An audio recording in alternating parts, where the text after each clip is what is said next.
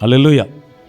పరమ కుమ్మరి అయిన మన ప్రభువు ఎంత మంచి కుమ్మరో చెప్పటానికి రెండవదిగా, మొదటిగా ఆయన పరమ కుమ్మరి, మనం మట్టి. ఈ విషయాన్ని ఎప్పుడు మర్చిపోకూడదు. స్తోత్రం చెప్పండి, చెప్పండి మంచిగా. అసలు మానవుని సృజించిన దగ్గరికి వెళ్ళినా కూడా దేవుడు నేల మంటితో నరుని నిర్మించి వారి నాసికారంధ్రములలో జీవవాయువు ఊదాడు. మనం పీలుస్తున్న ఈ ఊపిరి, మనకున్న ఈ ప్రాణం మనది కాదు, దేవునిది. స్తోత్రం. ఎవరిది? దేవునిది. చేతులు ఉన్న వాళ్ళందరూ చేతులు ఎత్తి దేవునికి స్తోత్రం చెప్పండి. పక్క వాళ్ళతో సెకండ్ ఇచ్చి చెప్పండి, మనము మట్టి, దేవుడు మన కుమ్మరి అని చెప్పండి. మట్టి కుమ్మరి వాని చేతిలో ఎలా ఉందో మనం దేవుని చేతిలో అలా ఉన్నామని చెప్పండి ఒకసారి. మీరు నేను మనందరం మట్టే. స్తోత్రం చెప్పండి. ఈ మట్టిలో దేవుని యొక్క ఊపిరి ఆయన ఉంచాడు కనుక మనం ఊగుతున్నాం, ఎగురుతున్నాం, గంతులేస్తున్నాం, అలా అంటున్నాం, ఇలాగైపోతున్నాం. కానీ ఒక్కసారి బెలూన్లో గాలి తీసేసినట్టు దేవుడు ఒకవేళ మనకి చిన్న పినీస్తో పొడిచి గాలి తీసేసాడు అనుకోండి, కొంచెం గాలి తీసేసిన బెలూన్ అన్నా ఇలా ఎగరేస్తే ఎగురుతుంది. కానీ మన జీవితాలు అసలు ఎందుకు పనికిరావు. ఆయన అంటున్నాడు, కుమ్మరి మట్టికి చేసినట్టుగా నేను మీకు చేయలేనా? మనం అనుకుంటాం ఆయన ఏం చేయలేడు అని. స్తోత్రం. ఏం చేయలేడు? మన ఇష్టానుసారంగా బ్రతికినా కూడా ఆయన ఏం చేయలేడు అనుకుంటాం. కానీ ఎందుకు చెయ్యడో ఎందుకు చెయ్యట్లేదో చెప్పటానికి ఇర్మియా గ్రంథం 18లో 4వ వచనాన్ని మనం చదువుదాం. 4వ వచనాన్ని చదువుదాం. కుమ్మరి చిగట మంటితో చేయుచున్న కుండ వాని చేతిలో విడిపోగా ఆ జిగట మన్ను మరలా తీసుకొని కుమ్మరి తనకు యుక్తమైనట్టుగా దానితో మరి యొక్క కుండను ఆయన చేస్తున్నాడు. స్తోత్రం చెప్తారా? హల్లెలూయా. ఆయన ఏం చెయ్యలేకో ఏం చెయ్యడు అని అనుకోవటానికో కాదు. ఎందుకు ఏమీ చేయట్లేదు, ఎందుకు ఏమీ చెయ్యడు అని అంటే, పగిలిపోయిన పాత్రను మనుషులైతే పక్కన ఇట్టేస్తారు. స్తోత్రం. కుమ్మరి సారి మీద పనిచేస్తున్నప్పుడు ఆయన చేతిలో ఆ పాత్ర, ఆ కుండ విడిపోతే దాన్ని మరలా తీసుకుని తనకిష్టమైనట్టుగా యుక్తమైనట్టుగా ఎలా అయితే బాగుంటుందో, ఎలా అయితే అది అందంగా ఉంటుందో, ఎలా మంచి పాత్రగా తయారవుతుందో మరలా దానితో మరొక పాత్రను చేస్తున్నాడంట ఆయన. స్తోత్రం.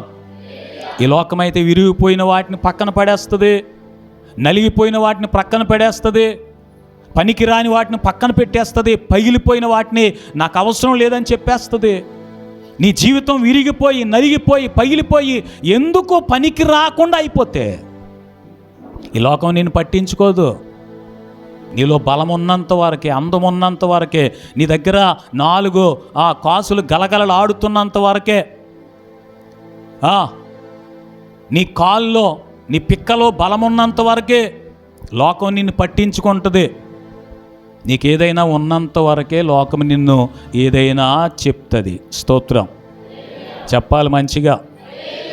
ఈ గాలి, ఆ బుడగలో నుంచి గాలి పోయినట్టుగా నీ శరీరంలో అంతకంతకు బలము ఉడిగిపోతున్నప్పుడు, నువ్వు మూలన పడిపోయే పరిస్థితులు వస్తున్నప్పుడు, నీ పరిస్థితులు ఏమంతా బాగోలేనప్పుడు, నీ దగ్గర 4 కాసులు గలగలలాడట్లేనప్పుడు లోకం నేను పట్టించుకోదు. కానీ పరమ కుమ్మరి అయిన ప్రభు అలాంటి వాడు కాదు. స్తోత్రం. లోకానికి దేవునికి, మనుషులకి దేవునికి ఉన్న తేడా ఏంటో నువ్వు గమనిస్తే ఇంకెల్లప్పుడూ దేవుడా దేవుడా అని దేవునికి పడియే ప్రార్థన చేస్తూనే దేవుని మందిరంలోనే ఉంటావు. స్తోత్రం. మనుషుల వెనకాల 4 కాసులు గలగలలాడుతున్నాయి కనుక ఎక్కడికి వెళ్దాం, అక్కడికి వెళ్దాం, ఇక్కడికి వెళ్దామని ఇంకా మనుషులతో అక్కడెక్కడ పరుగులు పెట్టవు. ఆ 4 కాసులు ఇచ్చిన దేవుణ్ణి పట్టుకొని, ప్రభువా నువ్వు ఇచ్చావు గనుకనే నేను ఇలా ఉన్నాను, నువ్వు చేసావు గనుకనే ఇలా ఉన్నాను. తప్పిపోయిన కుమారుడు దగ్గర ఆస్తి అంతా అయిపోయాక పందులు తినే పొట్టు కూడా పెట్టలేదంటాడికి. నీకు అందం ఉంటే, నీకు ధనం ఉంటే, నీకు ఒక పదవి ఉంటే, నీ పరిస్థితి బాగా ఉంటే, అబ్బో అందరూ పట్టించుకుంటారు. స్తోత్రం చెప్పండి మంచిగా.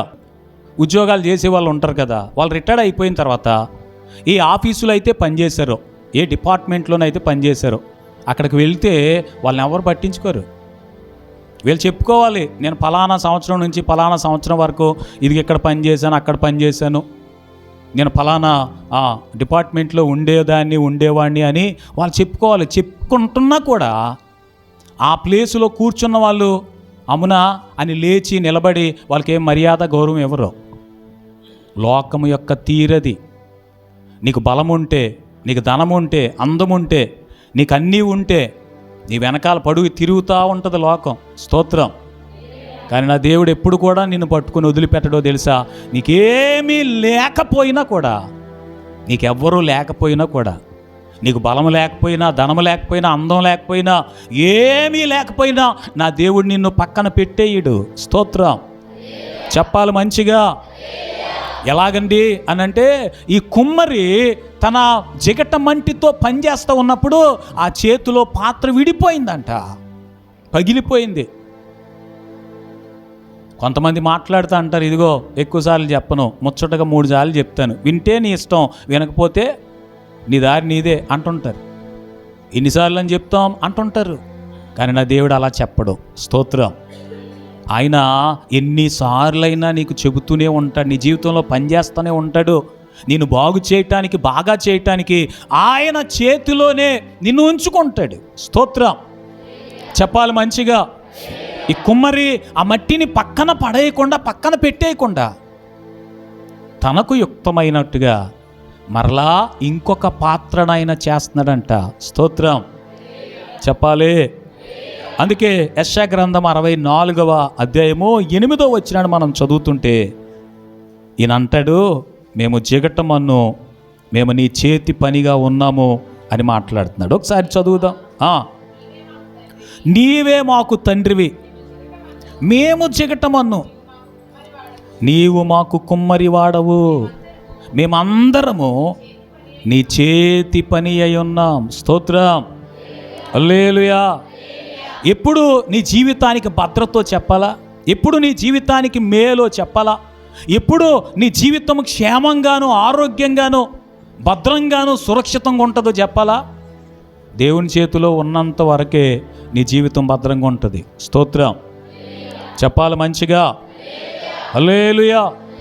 ఈ జిగటమన్నుగా ఉన్న నీవు నేను మనుషుల చేతిలో పడితే ఒక అందమైన రూపం ఏర్పాటు చేయడానికి బదులు దాన్ని ఇష్టం వచ్చినట్టుగా ముక్కలు ముక్కలుగా చేసేయచ్చు. వారికి ఇష్టం వచ్చినట్టుగా దాన్ని ఎందుకు పనికి రాకుండా చేసేయచ్చు, తొక్కొచ్చు, పడేయచ్చు, ముక్కలు ముక్కలు చేసేయచ్చు, ఏదైనా చేయొచ్చు. కానీ దేవుని చేతిలో ఉంటేనే దేవుడు అందమైన పాత్రగా, అందమైన జీవితాన్ని, సుందరమైన జీవితాన్ని నీకు నాకు అనుగ్రహిస్తాడు. స్తోత్రం.